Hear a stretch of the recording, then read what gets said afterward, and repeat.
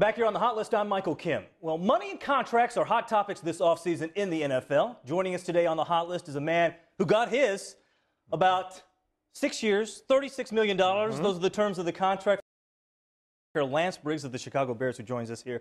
And Lance, we've heard a lot about the contracts, a lot about the money here in this offseason, the money that the rookies are getting. What's your take on the rookies like Matt Ryan, who is getting the third highest contract in the NFL without ever playing a game? I'll say, first of all, congratulations to him. But I don't understand how a guy who hasn't proven himself in the NFL gets $72 million, you know, and a guy like a Brian Urlacher, you know, who's proven himself. A lot of these contract off-the-field issues about his contract, you know, and trying to get a new deal. We'll get to Brian Urlacher in a bit, but you guys play Atlanta October 10th in Atlanta. How much extra motivation is it for you and the other veterans when you go up against Matt Ryan? How much is that in the back of your minds? Well, I think the most important thing is that they're an NFC team, you know what I mean, and we need to hit that win in order for us to win the NFC championship. You know, beating him or getting picked.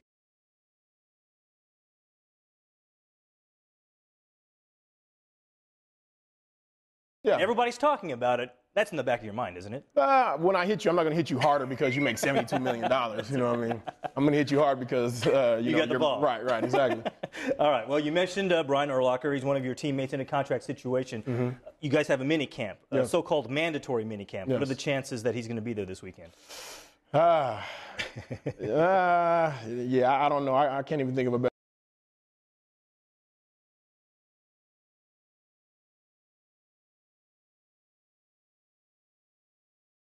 You know, I mean, this should be handled, you know, behind closed doors, and it should be a new. All they should say is, you know, Brian Urlacher has a new deal, and we move on with business. So, of course, last year we saw when you had your own contract situation, he wore your jersey at practice. What about for you? How are you going to support him? I would love to wear his jersey in practice. You know, what I mean, he's only 2 lockers away from mine. You know, and I support my big brother.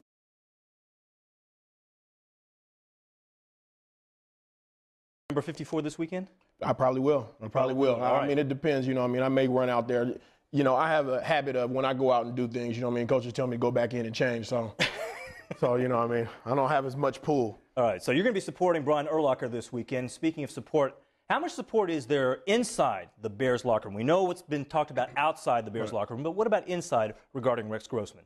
I mean, he has all.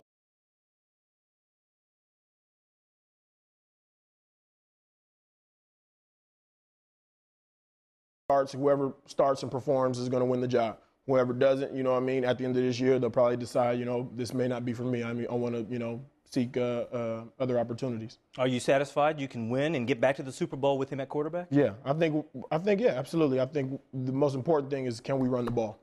You know what I mean? Can we run the ball? We didn't do a great job of running the ball last year, and if we run the ball, it's going to open up a lot of other opportunities.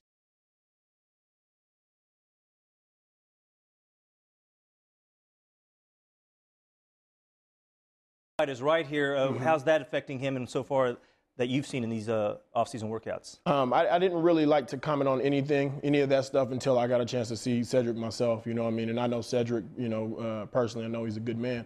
And it's just, you know, from what I get from this whole situation is that it's just unfortunate for him. You know what I mean? That he gets put in that situation or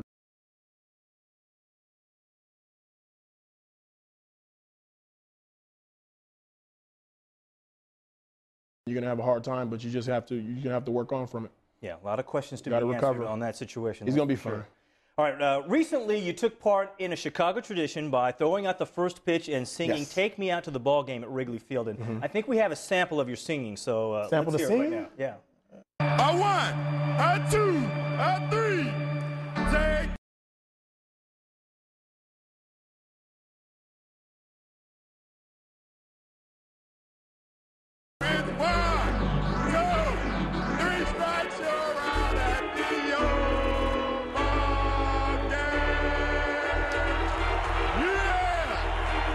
A lot of energy. We love that. But how would you rate yourself as a singer? Better than Romo.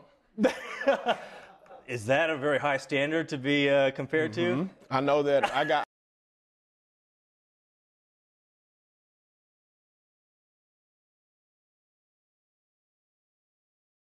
You're a Bear, right? Absolutely. Absolutely. As far as the first pitch is concerned, how did it go?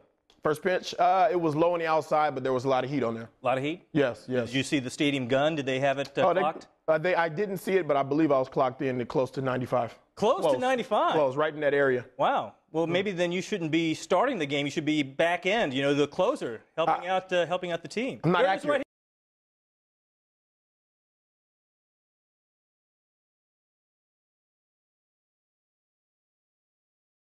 But I figured that I was a better football player than I was a baseball player. You didn't like the lack of contact in baseball? Is that what it was? I went in a slump is what happened. It's not good when you're batting fourth and fifth and you can't hit and you're always fighting out for a base hit. Yeah, you rarely have hitting slumps when you're a three-time Pro Bowl linebacker like Lance Briggs. Absolutely. Right? Hey, before we let you go, what's with the giraffe on your shirt? Giraffe is just saying that I'm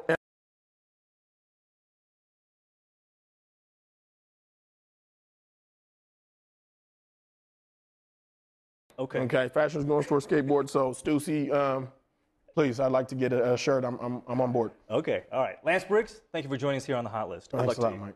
Appreciate it. Top stories on the way, including Tiger. We'll take you right to his press conference to find out what his immediate plans are. Straight ahead on the Hot List.